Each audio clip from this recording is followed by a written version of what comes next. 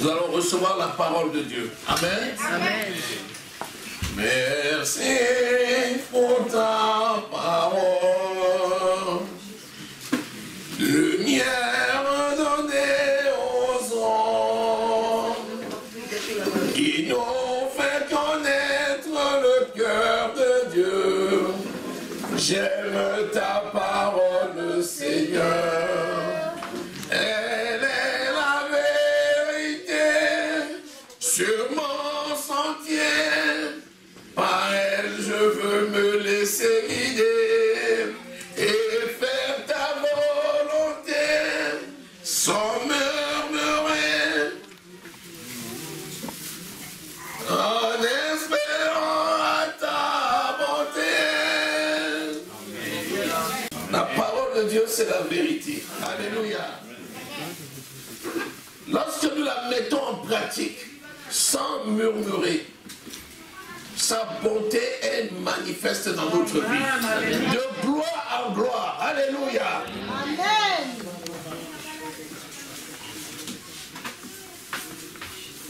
Offrez-vous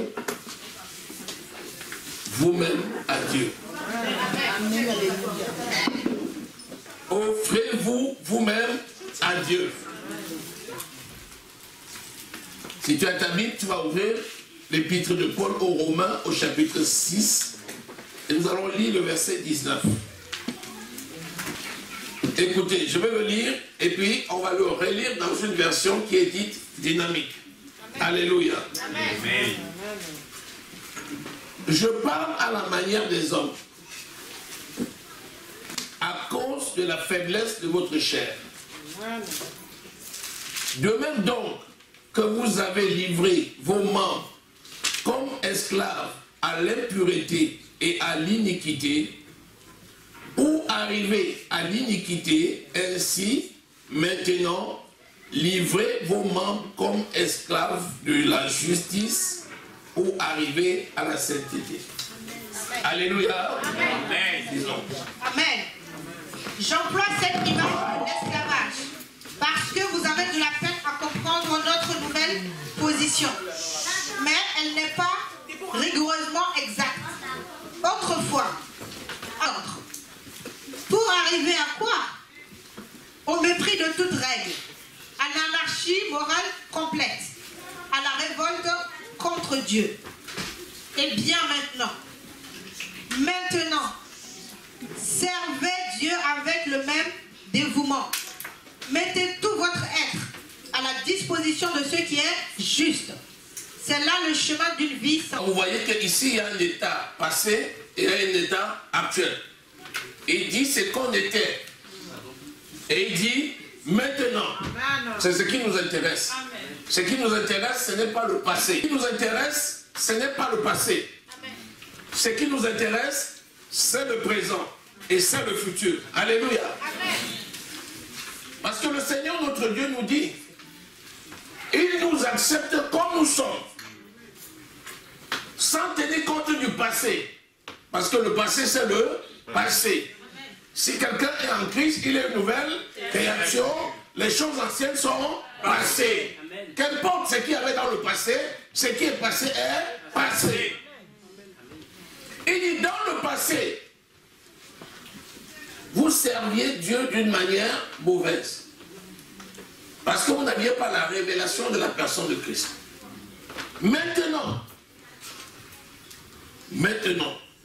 livrez vos membres comme des esclaves de la justice pour arriver à la sainteté. Il s'agit de quitter l'esclavage du malin pour devenir esclave de Jésus. Qui dit esclave dit attaché à, soumis à l'autorité de. Autrefois dans le monde, on était soumis à l'autorité du malin. Aujourd'hui, nous sommes enfants de Dieu, donc nous sommes soumis à l'autorité de l'Esprit de Dieu. Amen. Alléluia. Amen. Disons Romains au chapitre 12, le verset 1. Il dit, je vous exhorte donc, par les compassions de Dieu, à offrir votre corps comme un sacrifice vivant, saint, agréable à Dieu, ce qui sera de votre part un culte raisonnable. Saint, agréable à Dieu, ce qui sera de votre part un culte raisonnable. Un culte, c'est un culte d'adoration. Donc, celui qui est élevé, c'est Dieu. C'est lui que nous adorons. Et il dit, si nous nous offrons notre corps, notre être tout entier, corps, âme et esprit à Dieu, alors notre adoration est honorable. C'est-à-dire, nous faisons honneur à notre Dieu. Alléluia. Amen. Donc la notion d'offrir, c'est en vue de l'honneur de notre Dieu. Donc l'offrande, c'est quoi? L'offrande, c'est donc une adoration. C'est ce que nous offrons à Dieu en son honneur. Alléluia.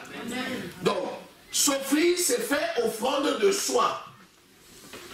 C'est se donner comme une offrande. C'est une adoration que nous apportons pour faire honneur à Dieu. Et non aux hommes. Amen. Et non à une personne. Amen. Même pas à moi-même. Amen. Mais à Dieu. Alléluia. Amen. Donc retiens que l'offrande, c'est un don volontaire que l'on fait pour honorer Dieu. Donc lorsque tu te donnes, il dit offrez-vous. Donc lorsque tu te offres, tu te donnes, ça veut dire que tu as laissé ton être tout entier comme un don volontaire pour honorer Dieu. Ça c'est glorieux.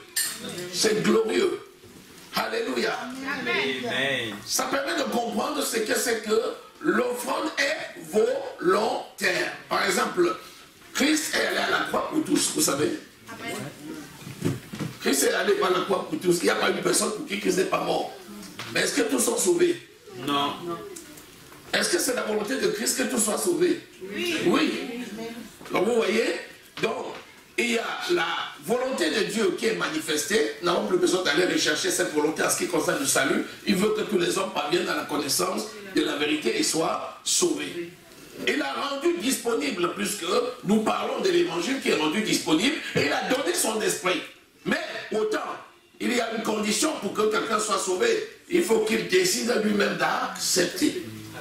Et donc, l'offrande de soi, c'est quelque chose de volontaire. Ça doit partir de la profondeur de ton être propre. C'est de ton esprit que tu vas prendre la décision de t'offrir entièrement à Dieu. Alléluia. Amen. Béni soit le Seigneur. Alléluia. Amen. Amen. Amen. Donc, l'offrande est volontaire, c'est le don de soi, et c'est pour honorer Dieu. Alléluia. Amen. Maintenant, si on dit l'offrande est volontaire, c'est le don de soi, c'est pour honorer Dieu, et il y a deux facteurs déterminants. Il y a la déclaration de notre amour pour Dieu, et il y a l'action que nous menons pour faire avancer l'œuvre de Dieu. Alléluia. Amen. Disons Hébreux au chapitre 13, le verset 15. Par lui, offrons sans cesse à Dieu un sacrifice de louange, c'est-à-dire le fruit de nos lèvres qui confessent son nom. Alléluia. Amen. Et n'oubliez pas la bienfaisance et la libéralité, car c'est à de tels sacrifices que Dieu prend plaisir. Voilà deux facteurs. Il dit, l'offrande que tu apportes de toi, c'est une adoration que tu apportes au Seigneur pour sa gloire.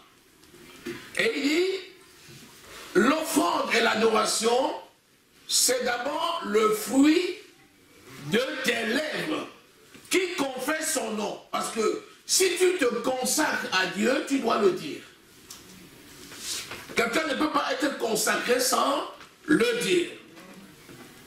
Être consacré à Dieu commence par dire et déclarer à Dieu qu'il est notre Dieu. Même s'il est omniprésent, omnipotent, omniscient, il veut que tu utilises tes lèvres pour lui rendre une adoration qui lui soit agréable. C'est pour ça qu'on parle des fruits des lèvres. Les fruits, ce sont les paroles d'adoration, d'élévation que nous rendons à notre Dieu. Alléluia. Amen. Rendez à l'Éternel des fruits de vos lèvres. Les fruits de vos lèvres qui confessent son saint nom. Alléluia. Amen. Nous sommes ici dans un culte d'adoration. Et depuis que nous sommes là, nous ne cessons de dire, Seigneur, tu es glorieux, tu es merveilleux, tu es grand, tu es magnificent, tu es le Dieu de mon salut, tu es le Dieu de ma délivrance. Oui, Seigneur, je t'aime. Combien de fois quelqu'un a dit ça depuis ce matin? Des fois et des fois et des fois et des fois. Alléluia. Amen. Et c'est ça le fruit des lèvres qui confesse son saint nom. Nous avons écouté les témoignages. Nous avons écouté la déclaration de la foi. Nous avons écouté tout ceci. Quand on les rassemble tous, on voit que c'est une élévation parce que c'est le fruit de nos lèvres qui confesse le nom de notre Dieu. Alléluia. Amen. Notre mission, c'est de donner l'honneur et la gloire à notre Dieu. Amen. Notre vie tout entière est une vie de consécration pour élever et glorifier Dieu. Alléluia. C'est pour ça que nous sommes là. C'est pour ça que nous célébrons Dieu. C'est un culte d'adoration. Alléluia. Amen. Alléluia. Amen. Matthieu 15, verset 8. Ici, le Seigneur Jésus reprend une parole du prophète Ésaïe, dans Ésaïe 29, verset 13, qui reprochait au peuple d'Israël d'être superficiel dans leur adoration. Et il disait, à partir du verset 7, hypocrite, Ésaïe a bien prophétisé sur vous quand il dit, ce peuple m'honore des lèvres, mais son cœur est éloigné de moi. Alléluia. Amen. La bouche parle de l'abondance du cœur. Et nous adorons notre Dieu parce que nous sommes consacrés corps, âme et esprit. Et c'est avec notre bouche que nous exprimons ce qu'il y a dans notre cœur. Et Dieu veut que l'expression soit le reflet de l'esprit. En sorte que par ta parole à Dieu, tu fasses connaître la profondeur de ton esprit. Amen. Or, ce peuple-là disait, Seigneur, nous t'aimons. Mais il ne faisait aucun geste, aucune action qui prouve leur amour pour le Seigneur. Et le Seigneur disait, c'est en vain que ce peuple-là m'honore. C'est en vain qu'il m'honore, le verset 9. En enseignant des préceptes qui sont des commandements d'hommes. Alléluia. Amen. Donc, la parole de Dieu, c'est la vérité. Et le ministre de Dieu enseigne la parole de Dieu. Si quelqu'un dit, Seigneur, je t'aime, et il fait autre chose que la mise en pratique de la parole, il honore Dieu en vain. Parce que les paroles qu'il libère ne sont pas le produit de son esprit. La bouche parle de l'abondance du cœur. Alléluia. Amen. Dans Marc 7, verset 6, il dit, ce peuple m'honore des lèvres, mais son cœur est éloigné de moi, hypocrite que vous êtes. Amen.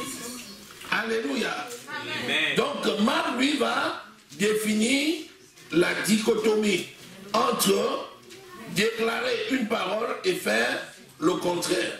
Alléluia.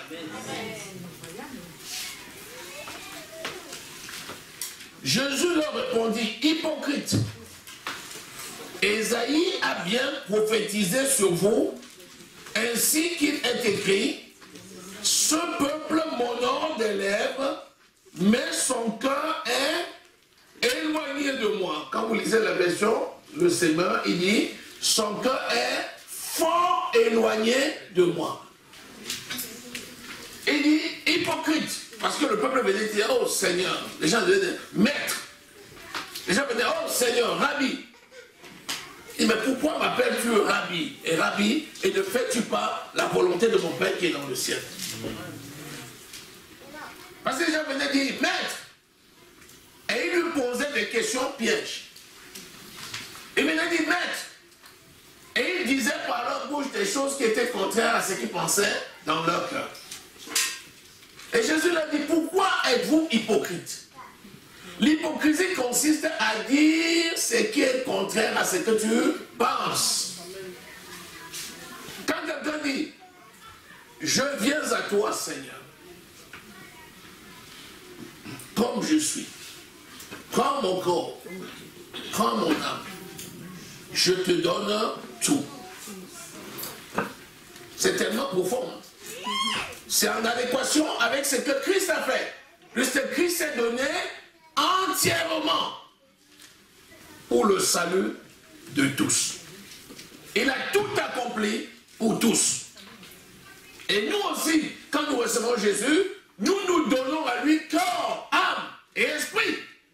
Et nous lui appartenons. C'est-à-dire, si je vis, ce n'est plus moi qui vis, c'est Christ qui vit en moi. Si je vis, ce n'est plus moi qui vis. C'est Christ qui vit en moi. Ça veut dire en d'autres termes, comme l'apôtre Paul dit, je ne fais plus cas de moi-même.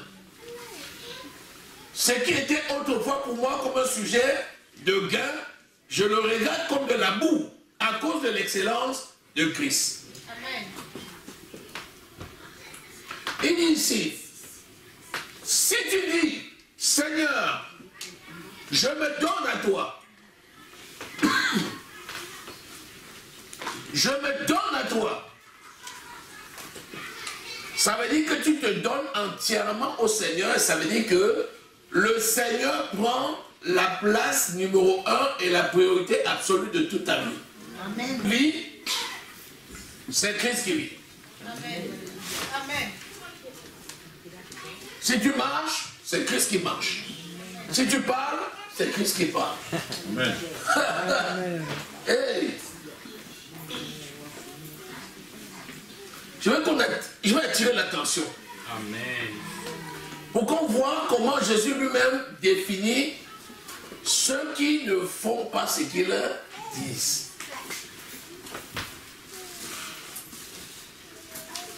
Parce qu'on fait beaucoup de promesses à Dieu. Seigneur, je te donne toute ma vie. Qui n'a pas encore fait ça ici?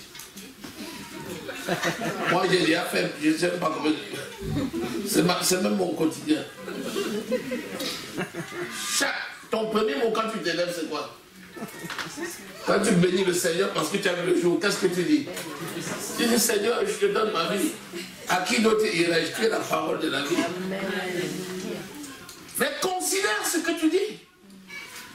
Ça veut dire que ton être tout entier lui appartient. Ça veut dire que ton cœur lui appartient. Donc, ton corps aussi lui appartient. Donc, tes biens aussi lui appartiennent. Ta famille lui appartient. Tout ce qu'il t'a donné lui appartient. Alléluia. Amen. Proverbe 3, verset 9 à 10. Il dit, honore l'Éternel avec tes biens et avec les prémices de tout ton revenu. Alors, tes greniers seront remplis d'abondance et les cuves regorgeront du mou. Alors, c'est quoi? C'est la conséquence. Il dit, honore l'Éternel avec tes biens et avec les prémices de tous tes revenus. Alors, ça veut dire, naturellement, la conséquence logique, ça veut dire, ça ne peut que, si tu verses l'eau, il va couler. Alléluia. Amen. Tu as versé l'eau et puis il reste suspendu. Aussi, la pluie, ainsi en est-il. Quand les nuages se remplissent de pluie, il se déverse. Alléluia. Amen. Quand on verse l'eau, ça coule. Il dit ainsi, vous ouvrirez les écluses des cieux et vous verrez descendre sur vous les bénédictions en abondance. Lorsque tu mets en pratique cette parole, en te consacrant et en servant le Seigneur avec tous tes biens, ça veut dire que tu lui appartiens. Alors, tout va venir. Bon, allez, je t'appartiens, mais on va faire la part des choses. Il y a ma vie, il y a ma famille, il y a mes besoins, il y a l'État, et puis bon, il y a toi quand même. Seigneur, tu es quand même mon Dieu. Il y a toi quand même. L'amitié, c'est important. L'ordre des priorités, c'est quoi? Si je vis, c'est Christ qui vit en moi. C'est Dieu qui vit en moi. Donc, l'ordre des priorités, c'est quoi? C'est d'abord Dieu. Cherchez d'abord le royaume des cieux et sa justice. Et toute chose viendra par des choix. L'ordre des choses. N'inversons pas. Mettons dans le bon ordre. Ça veut dire, si c'est... Il y a des gens comme l'apôtre Paul qui a dit carrément, moi, quand il a été saisi par le Seigneur sur la route de Damas, acte au chapitre 9, il a dit, Seigneur, qui es-tu? Parce que là, pour saisir Paul, il fallait être fort. En ce temps-là, c'était Paul, c'était Saul. Saul était terrible. Il avait reçu la lettre des autorités et il partait à Damas pour attraper tous ceux que vous appelez chrétiens là, parce qu'il devait les foutre en prison. Il était sur la route lorsque l'Éternel, le Seigneur Jésus l'a saisi. Et quand il a été frappé d'aveuglement, après avoir vu cette grande lumière, il ne voyait plus rien. Il dit, Seigneur, qui es-tu? Parce que comment? Qui es-tu pour venir entraver le chemin qui me mène à Damas? Avec ma toute-puissance et l'autorité que j'ai reçue. Seigneur dit, c'est moi, Jésus, que tu persécutes. Il te sera difficile de régerber devant mes aiguillons. Vous connaissez les aiguillons? Vous connaissez sur les routes là, quand on coupe les routes là, vous voyez, on met les clous, on met les clous, on met les clous, on met les clous, on met les clous. Et puis quand une voiture veut passer, on pousse ça comme ça. Si la voiture passe avec force, toutes les roues vont être crevées. Les aiguillons, c'est-à-dire que tu ne peux pas résister devant la toute-puissance de Dieu. Amen. Quand Saul a compris ça, il a dit, Seigneur, j'ai tout compris. Amen. Lui, il s'est entièrement consacré, c'est-à-dire même tout ce qui pouvait être pour lui une charge sur le plan familial, il a dit non. Donc, il dit lui-même, si tu es marié, tu vas te préoccuper de ta femme. Tu n'auras pas le temps de faire l'œuvre de Dieu. Ça, c'était lui. Alléluia. Amen. C'est possible. Mais vous savez que Pierre, lui par contre, était marié. Et Pierre avait une famille. Et pourtant, Pierre aussi avait reçu la mission. Et Pierre lui aussi a accompli sa mission. Donc là, le problème n'est pas les charges ou bien la situation personnelle. Ce n'est pas ça un facteur. Parce que Dieu te donne les moyens toujours de t'en sortir. Le tout, c'est l'ordre de priorité. Je sers le Seigneur. Et il te dit, servez le Seigneur avec tous vos biens. Proverbe. Alléluia. 9 et 10. C'est le Seigneur avec tous tes biens. Honore l'Éternel avec tes biens. Parce que les gens disent, oh Seigneur, merci, tu es merveilleux. Gloire te soit rendue. Tu vois quelqu'un qui peut adorer, mais quand tu le vois adorer, tu dis, mais non, c'est Dieu lui-même. Amen. Amen. Mais il ne peut pas donner une offrande. Non, l'offrande, non. Vous aussi, vous exagérez.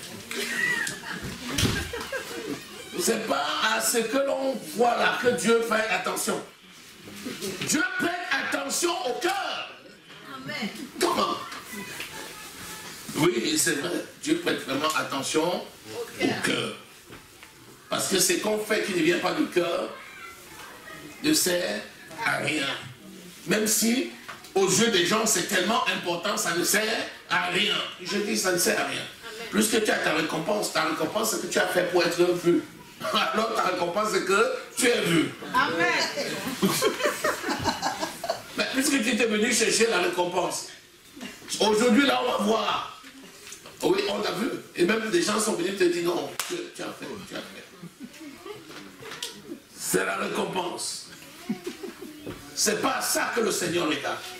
Le Seigneur veut quelqu'un qui soit consacré en sorte que tout ce qui est physique soit l'expression de l'état de son cœur. C'est-à-dire, il amène à la vue ce qui existe et est caché dans la profondeur de son cœur. Alléluia. C'est pour ça qu'il dit, honore l'Éternel avec tes biens. Parce que tu peux l'honorer avec tes lèvres. Tu peux l'honorer avec ton cœur. Mais honore-le aussi avec tes biens. Amen. Alléluia. Amen. Si quelqu'un apporte des biens parce qu'il est un philanthrope, il y a des philanthropes. Hein. Il vient et dit, je suis tellement riche que qu'est-ce que je dois faire avec mon argent? Il faut que je donne un sens à mon argent. Il prend une liste, il regarde les associations. Il a une Église du Seigneur Jésus-Christ. Ah oui, c'est beau. Il coche. Il dit, ah, c'est sympa, c'est sympa. Ce nom est sympa. On dit, tiens, il regarde la profession de foi. Ouais, prêcher l'évangile du Seigneur Jésus. Il dit, ah, tiens, c'est sympa ça. Ils sont combien? Il dit, oh, ce sont des pauvres gens. Bon, allez, un petit chèque. Tu restes comme ça, pas, on m'appelle à la banque. On dit, pasteur, oui, on dit, mais il y a un chèque qui est tombé dans le compte de l'église, à nous-mêmes on est étonnés. Et puis tout d'abord, on te dit que c'est quelqu'un, on dit, mais c'est qui? On dit, on ne connaît pas son nom. Il a dit surtout de ne pas révéler son nom. C'est marqué sur le chèque. Ça, c'est un philanthrope. Et les philanthropes existent. Des gens qui font du bien, pour eux, c'est ça qui justifie, qui donne un sens à leur vie. Ce n'est pas de ça que le Seigneur a besoin. Le Seigneur a besoin de quelqu'un qui consacre son cœur. Amen. Alléluia. Amen. Vous savez, il a dit, de ces pierres, le Seigneur peut vous donner une postérité à Abraham. Vous voyez? Ça peut venir même, le Seigneur lui-même peut générer, vous ne savez même pas d'où c'est venu, ça arrive en masse. C'est pas ça le problème. C'est d'abord le cœur. Alléluia. Amen. Mais il faut apprendre à honorer l'Éternel avec tes biens. Je prends ton papa. Ton papa t'a donné, il t'a mis au monde, il t'a envoyé à l'école, tu es devenu quelqu'un, comme on dit chez nous. Tu dis, oh papa, je t'aime beaucoup, je t'aime. Tu l'as au téléphone, tu dis, je t'aime, tu te portes bien. Oh, tu sais que je t'aime. Il dit, oui mon fils, je sais que tu m'aimes. Et il attend l'échec n'arrive pas. Le mandat. Il attend le mandat n'arrive pas. Non frère, moi le mandat. Tu dis, je t'aime Seigneur, je t'aime papa. Il dit, oui, je sais que tu m'aimes. Un jour où tu dis, je t'aime papa, il dit, pardon, laisse-moi ça. Quoi le mandat?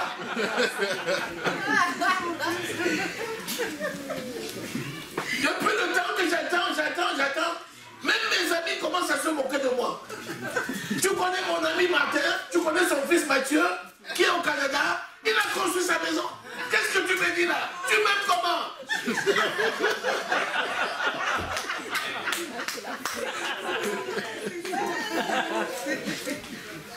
On n'aime pas que pour l'argent. Le Seigneur dit, oui, tu dis que tu m'aimes, je ne doute pas. Ça, c'est moi qui t'ai donné la vie. N'est-ce pas, c'est moi qui t'ai envoyé à l'école. Même là-bas où tu es là, qui a payé, ça c'est moi. Et je sais que tu es un enfant bien. Je ne sais pas qui tu fréquentes là-bas. Je ne sais pas qui sont ceux qui viennent maintenant te donner des conseils. Maintenant, tu as oublié ta famille. Je t'aime, ça ne suffit plus. Fais quelque chose, mon fils. Si tu ne sais pas faire, tu vas me voir arriver chez toi là-bas, ça va chauffer. Vous voyez comment il monte d'un cran? C'est comme ça que le Seigneur attend. Nous devons démontrer notre amour pour notre Dieu. Amen. Alléluia. Amen. Alléluia. Amen. Alléluia. Amen. Parce que là où est le trésor de quelqu'un, là aussi est son cœur. Amen. Matthieu au chapitre 6. Disons ça. Matthieu 6, verset 19 à 21. Vous savez, le cœur de l'homme, c'est son esprit. Alléluia. Le cœur de l'homme, c'est son esprit. Matthieu 6. Alléluia. Amen. Il dit, ne vous amassez pas des trésors sur la terre. Amen. Où la terre et la rouille détruisent, et où les voleurs percent et dérobent. Mais amassez-vous des trésors dans le ciel, où la terre et la rouille ne détruisent point, et où les voleurs ne percent ni ne dérobent. Car là où est ton trésor, là aussi est ton cœur. Il y a des gens qui ont 4 comptes bancaires, même 5. Parce que ça vient de toutes parts. Et les gens ont droit, c'est normal. Qu'est-ce que ça te fait que quelqu'un ait 6 comptes bancaires? Il a le droit. Dieu n'est même pas contre ça. Alléluia. Amen. Mais ce qui est sûr, c'est qu'il y a une règle d'or. Plus tu multiplies, plus le risque d'erreur existe. C'est pour ça qu'il dit que le voleur et la rouille peuvent atteindre ceux qui gardent leur trésor en dehors du ciel. Quelqu'un reçoit la santé, le travail, il reçoit des revenus et il est enfant de Dieu. Plus tu fais des investissements personnels et plus tu multiplies les investissements personnels, plus le risque d'une erreur est de plus en plus grand. Tu sèmes selon la chair et tu reçois la récompense de la chair. Et tu seras d'autant plus préoccupé par l'ensemble de ces investissements qu'ils sont nombreux et ils vont t'accaparer et te prendre ton temps. C'est normal. Même si tu payes des gens pour s'en occuper, tu as le devoir de surveiller l'usage qu'ils en font. Ça encore, c'est normal. C'est tout simplement normal. Mais quel est ton devoir? Ton devoir, c'est de participer à la vie de l'œuvre de Dieu. C'est un devoir en tant qu'enfant de Dieu. Est-ce que quand je travaille comme ça doit servir pour la gloire de mon Dieu? La réponse doit être oui. Amen.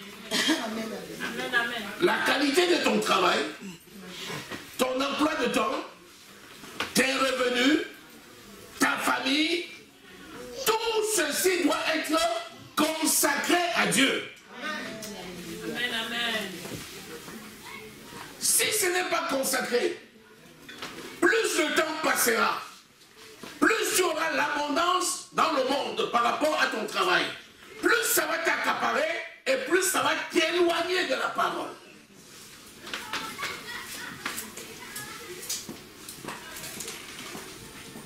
Mais par contre, quelqu'un qui a tous ces investissements, mais qui calcule en se disant, tout ceci doit servir pour l'œuvre l'œuvre de Dieu. Je te dis, les investissements ne vont jamais s'arrêter. Amen. Pourquoi? Amen. Tout simplement parce que c'est la sagesse de Dieu qui éclaire. Amen. Alléluia. Amen. Alléluia. Amen. Alléluia. Amen. Il dit, il y a les voleurs d'un côté et il y a la rouille de l'autre. La rouille. Il a dit la rouille. Et les voleurs. La rouille, c'est quoi? C'est quelque chose qui va venir ternir la qualité de ce que tu possèdes. Si tu as un instrument de bonne valeur, dès que ça se rouille, ça perd de sa valeur. Ça veut dire que tu peux avoir la santé, tu peux avoir les moyens financiers, le moyen matériel, mais tu auras des situations qui vont venir ternir et tu vas perdre l'image. C'est terrible pour quelqu'un d'avoir de la richesse et de ne même plus être capable de savoir ce qu'il possède. De ne plus comprendre ce qu'on en fait. À un moment donné, il n'est même plus capable de te dire qu'est-ce qu'on fait de ce qu'il possède. Parce que justement, il n'en sait rien. À côté de ça, c'est les voleurs. Vous savez, il y en a qui, c'est leur travail. Il y a des gens qui ont compris que eux, à quoi ça sert de travailler. Il y en a qui travaillent pour nous. Pendant que tu es en train de travailler, ils calculent savoir comment il va faire pour ça.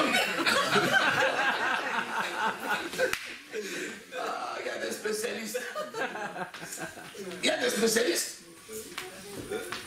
Quand il reste, il suit seulement les mouvements des gens. Pendant que les gens vont travailler, il a son petit carnet. Pendant qu'on va bosser, il est là, il jette. Il est passé, 30 minutes après, il est repassé.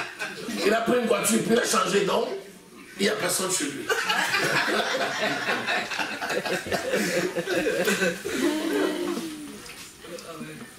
Tu amasses, tu amasses, tu amasses, tu amasses, tu amasses, tu amasses, tu amasses. Mais comme tu ne dis jamais que tu possèdes, le jour où le voleur met la main dessus, tu n'arrives même pas à pleurer. On dit qu'est-ce qui t'arrive? Il dit laisse-moi comme ça. Il y a aussi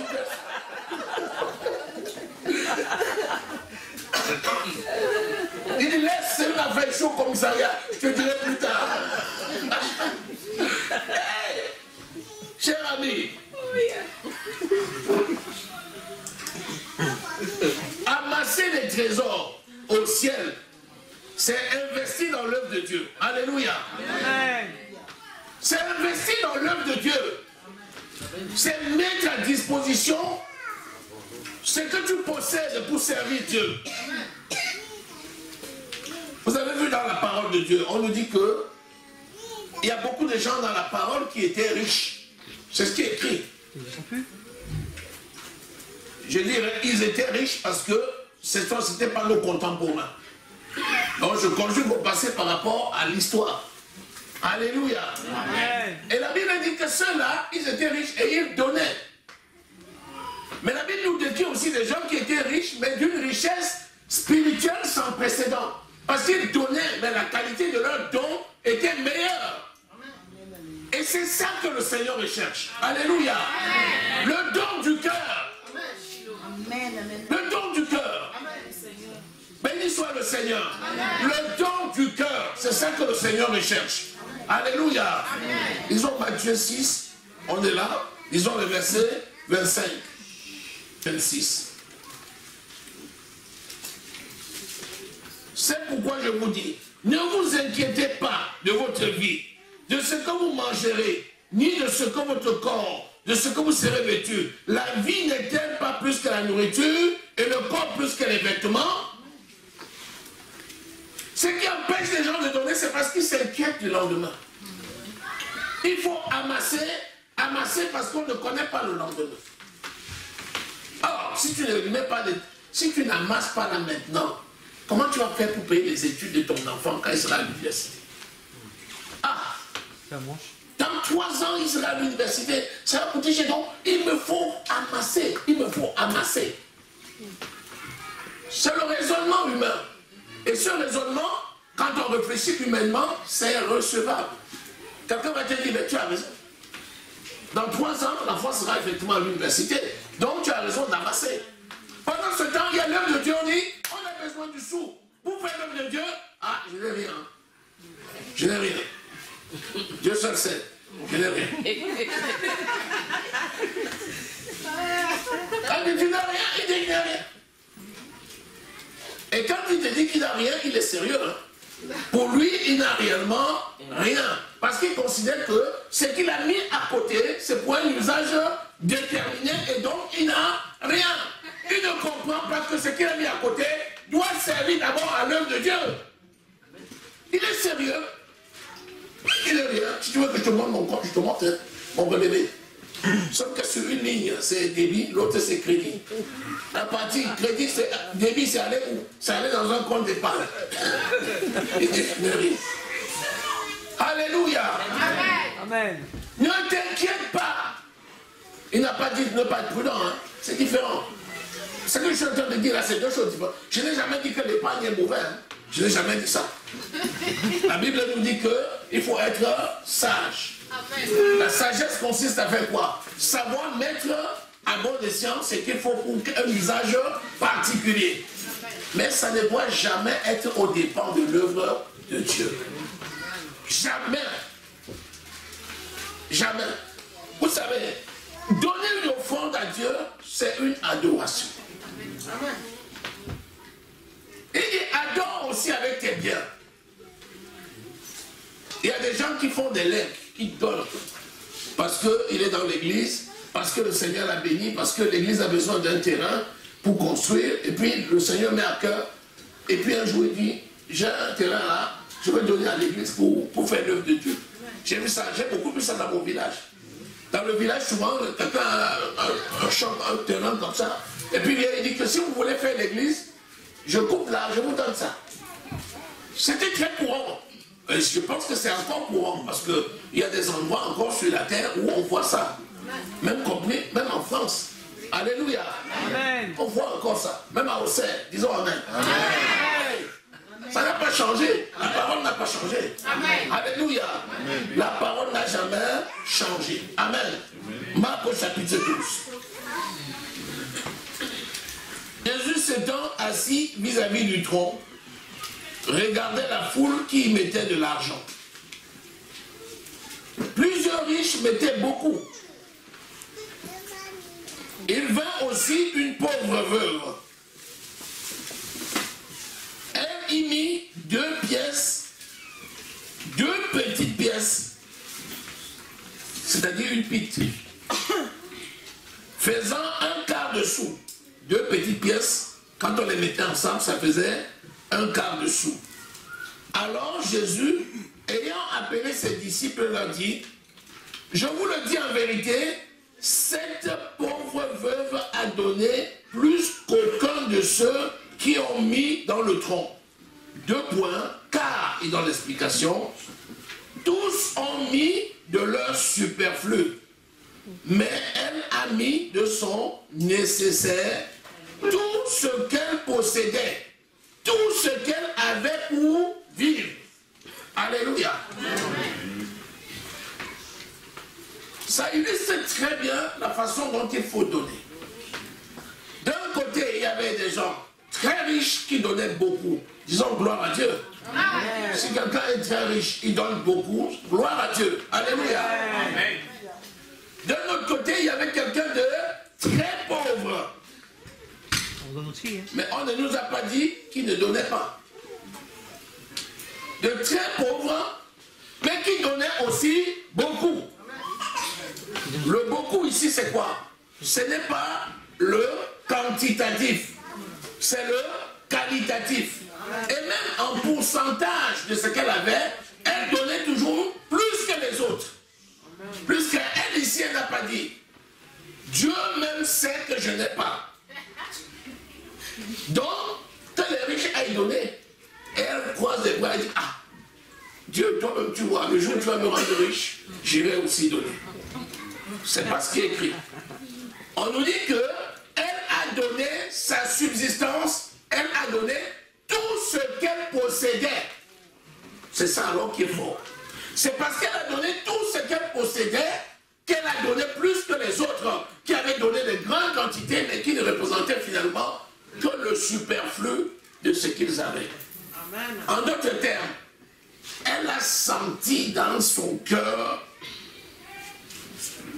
la douleur liée à la décision de donner. C'est un acte de foi. Amen.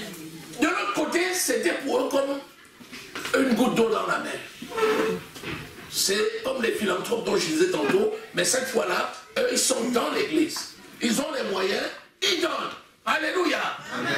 Ne dis jamais, je n'ai pas de quoi donner l'offrande. Ne dis jamais ça. Donne l'offrande selon ta possibilité. Amen. Ça peut paraître un quart de sou aux yeux des hommes, mais aux yeux de Dieu, Amen. Il sait ce que c'est. Alléluia. Amen. Ce que tu apportes comme offrande à l'Éternel, c'est une sémence pour l'œuvre de Dieu. Amen. Et le Dieu que tu sers, c'est le Dieu de la multiplication. Alléluia. Amen. Lorsqu'il multiplie ta sémence, personne ne peut s'imaginer à quel point cette multiplication va apporter pour l'œuvre. C'est ta sémence que tu auras mise, c'est une bonne graine. Lorsque tu mets une graine en terre, cette graine, c'est une potentielle forêt. Amen. Amen. Une graine peut devenir une forêt. Amen. Un sac peut disparaître. Tu peux planter un sac, ça ne produit rien. Tu vois quelqu'un qui a planté un hectare, tu arrives, tu cherches le maïs, tu ne vois pas. C'est rabougri. C'est sec. Les tiges sont mortes. Donc c'est la qualité du don qui compte. Alléluia. Amen. L'œuvre a été confiée à tout le monde sans exception. Nous servons le Seigneur avec tous nos biens. Alléluia. Amen. Donc, ne dis pas, je n'ai pas, mais fais comme cette veuve. Fais un acte de foi. Amen. Prends ta subsistance. Donne ce que tu possèdes. Donne avec ton cœur. Alléluia. Amen. Béni soit le Seigneur. Amen. Amen. Amen. Amen. Amen. Amen. Il dit, ne t'inquiète pas du lendemain. L'œuvre de Dieu nous a été confiée. Et nous consacrons notre temps pour faire l'œuvre de Dieu parce que nous nous offrons à nous. Alléluia. Amen. Nous nous offrons à Dieu. Je vis parce que Dieu vit en moi. Alléluia. Amen. Tout ce que Dieu peut te donner, c'est parce que Dieu sait que tu as la capacité de faire. Amen. La notion de capacité, il donne à chacun selon sa capacité. Amen. Quand Dieu te confie une charge, c'est que tu as la capacité de le faire. Amen. Il ne peut pas te confier une charge au-dessus de tes forces. Alléluia. Amen. Donc si tu ne t'accomplis pas, tu as manqué toi-même un devoir. Ne manque pas ton devoir au nom de Jésus. Amen. Alléluia. Amen. Béni soit le Seigneur. Amen. Amen. Amen. Amen. Amen. Il dit que chacun donne selon qu'il a résolu dans son cœur. 2 Corinthiens au chapitre 9, le verset 6. Et nous allons finir là-dessus. Il dit, sachez-le, 2 Corinthiens 9, verset 6. Celui qui sème peu moissonnera peu. Celui qui sème abondamment moissonnera abondamment. Quand on dit s'aimer peu et moissonner peu, s'aimer abondamment et moissonner abondamment, c'est en même temps quantitatif, mais c'est surtout qualitatif. Alléluia. Amen. Donc, par exemple, les gens riches, on a dit qu'ils avaient beaucoup donné. Mais selon Jésus, ils avaient s'aimé peu. La veuve, on nous dit qu'elle avait donné un petit sou. Mais selon Jésus, elle avait donné beaucoup. Amen. Alléluia. Amen. Donc la notion d'abondance se rattache d'abord au cœur.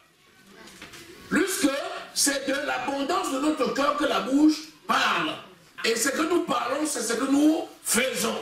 Donc nous agissons sur notre parole et la parole vient du cœur. Alléluia. Amen. Donc sachons donner abondamment pour l'œuvre de Dieu, c'est-à-dire la consécration d'abord. Non seulement ils ont donné, mais ils se sont d'abord donnés eux-mêmes. Béni soit le Seigneur. Amen. Que chacun donne comme il l'a résolu en son cœur, sans tristesse ni contrainte, car Dieu aime celui qui donne avec joie. Sans tristesse ni contrainte. Vous savez que tout ce qui est une contrainte, ça ne dure jamais. Si tu te mets là, tu commences à obliger les gens à venir mettre l'argent dans le panier. Ça ne durera jamais. Alléluia. Amen. La notion de liberté est fondamentalement pour le temps.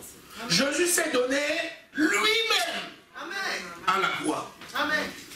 Si tu sens une contrainte, ça ne va pas. Et la meilleure façon de ne pas sentir de contrainte, c'est de donner selon tes possibilités, mais de donner avec choix. Il faut que ces notions soient bien intégrées. Alléluia. Amen. Personne ne doit te juger au sujet de la quantité de ce que tu as donné en physique. Personne n'a même à te juger. Personne n'a à te juger. Alléluia. Amen. Mais sache que l'Éternel te voit. La Bible dit que Jésus était assis où? À la droite. À la droite. Non, ici, au temple. Il était assis où? Devant le trône. Ah oui. Venez donner l'offrande. Et Jésus, quand tu viens, Jésus te regarde, il regarde. Tu y vas comme ça, Jésus essaie de voir jusqu'à voir à peu près ce que tu vas mettre. Les gens m'ont dit, hé Jésus, toi aussi. Non, vous savez que Jésus a la parole de connaissance. C'est pas ça. Là. Jésus n'a pas fait ça. Jésus n'a pas venu dire, montre ce que tu as donné. Non. Jésus connaît les pensées de l'homme. Alléluia. Amen. Jésus est capable de te dire ce que tu as mis et même ce que tu penses dans le cœur. Alléluia. Amen. Ce jour-là, c'était les travaux pratiques. Alléluia. Amen. Il enseignait ses disciples. Et il leur a donné un enseignement pratique ce jour-là. Allez, aujourd'hui, c'est le jour des offrandes. Donc, aujourd'hui, c'est travaux pratiques. Et puis, quand les gens venaient, d'autres étaient grands, d'autres riches, d'autres... Et puis, ils donnaient le coup ce jour-là. Ils donnaient le coup. Jésus donnait le coup. Alléluia. Amen. Non, c'est juste pour te dire que Dieu est omniprésent, omnipotent, omniscient. Il connaît toutes choses. Il connaît tes pensées et il connaît aussi l'intention de ton cœur. Alléluia. Amen. Si tu donnes avec joie, tu le réjouis. Amen. Je reviens à ton papa. Si tu viens dire, tu as demandé, tu vois, bon, voilà l'enveloppe que je te laisse là, et puis tu t'en vas. Si tu ne sais pas faire, ton père ne va même pas toucher l'enveloppe. Hein. Il va te dire, viens chercher ton enveloppe. Hein. Si tu penses que quand tu étais bébé, là, j'étais nourrissé avec ce que tu as donné là, viens chercher ça vite. Si ça se passe comme ça avec les hommes, qu'en est-il de Dieu? Amen. Dieu est le possesseur de toutes choses. Donc tu ne peux pas venir jeter comme ça en disant, oh, on m'oblige à donner. Non, il ne veut pas ça. Dieu ne veut qu'on n'oblige personne. Alléluia. Amen. Ne te sens même pas obligé. Alléluia. Amen. Béni soit le Seigneur. Amen. Donc notre vie, c'est pour Jésus. Amen. Dans l'Ancien Testament, quand il fallait construire le temple, on regardait ce que les gens ont regardé la maison des gens. Dans Agé, il dit, regardez ma maison. Vous avez construit vos maisons. Regardez ma maison. Regardez l'état de ma maison. C'était pour dire quoi? La maison, c'est quoi? C'est le temple. Alléluia. Amen. Il faut que ton temple soit saint. Amen. C'est ton corps. Quand il parle, c'est le corps. C'est pas là où tu habites. Encore que là où tu habites, si tu sors d'une maison luxueuse et tu viens t'asseoir sur la poussière ici, tu seras content? Non. Tu viens là avec ton beau costume, tout droit sorti du pressing, tu arrives, tu t'assois sur des chaises, c'est à peine que tu ne tombes pas. Tu seras content? Tu t'assois, oh, il a failli tomber. Il dit, faites un effort quand même, vos chaises là sont trop ric-rac. Non, même si c'est ça, tu veilles pour que l'ambiance soit toujours la bonne. Disons amen. Béni soit le Seigneur. Est-ce que tu es content? Acclame le Seigneur. Alléluia. Amen. Amen. Acclame le Seigneur. Acclame le roi des rois. Le Seigneur des seigneurs. Le tout-puissant. C'est lui qui est élevé, qui est glorifié, qui est magnifié. C'est lui que nous adorons. Il est digne. Alléluia. Alléluia. Alléluia. Alléluia. Alléluia. Vous savez, l'église où je suis moi-même né de nouveau, les gens disaient dans la ville que c'est l'église des riches. Vous savez pourquoi ils disaient ça? Non. C'était pas que c'était l'église des riches, parce qu'ils étaient étonnés des réalisations qui se faisaient dans l'église. Ils étaient étonnés par rapport au nombre de voir ce qui était fait. On dit, c'est pas possible. Ils sont combien? Ils sont pas 1000, non? Non. Mais ils font des choses extraordinaires. Alléluia. Béni soit le Seigneur. Amen. Seigneur, ta parole est la vérité. Merci parce que nous nous offrons à toi comme un sacrifice parfait. Béni sois-tu pour le fruit, Seigneur, de nos lèvres qui confessent ton nom. Merci parce que tu reçois notre vie tout entière comme une offrande qui t'est agréable. Tu es digne, Seigneur. Mon âme te loue et te bénit. Au nom précieux du Seigneur Jésus-Christ, nous avons prié. Amen.